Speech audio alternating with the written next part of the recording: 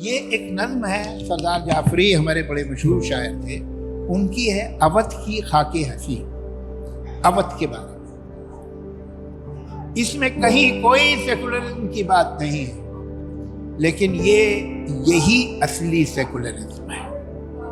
मेरे तसव्वुर में साखियों का खरा में रंगी न जामो मीना की गर्दिशें हैं, न महकदे हैं न शोरिशें हैं।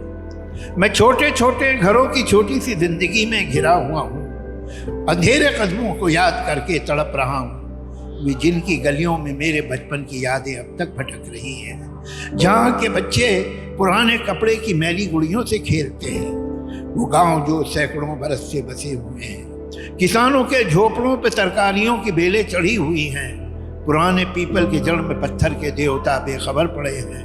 कदीम बरगद के पेड़ अपनी जटाएं खोले हुए खड़े हैं। ये सारे सादे गरीब इंसान नेकियों के मुजस्समे हैं। ये मेहनतों के खुदा, ये तख्लीक के पैगंबर जो अपने हाथों के खुरदुरेपन से जिंदगी को संवारते हैं।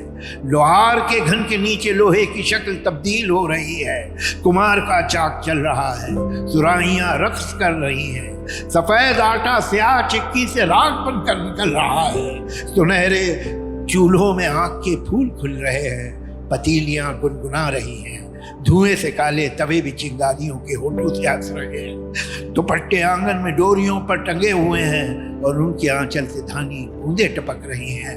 सुनहरी पगडंडियों के दिल पर स्याह लहंगों की सुर कोटे मचल रही हैं। वाह वाह वाह। मैं समझता हूँ ये है असली सेकुलरिज्म, जहाँ आपको दिखाई देता है कि ये शायर की जड़ें अपनी जमीन में कितनी गहरी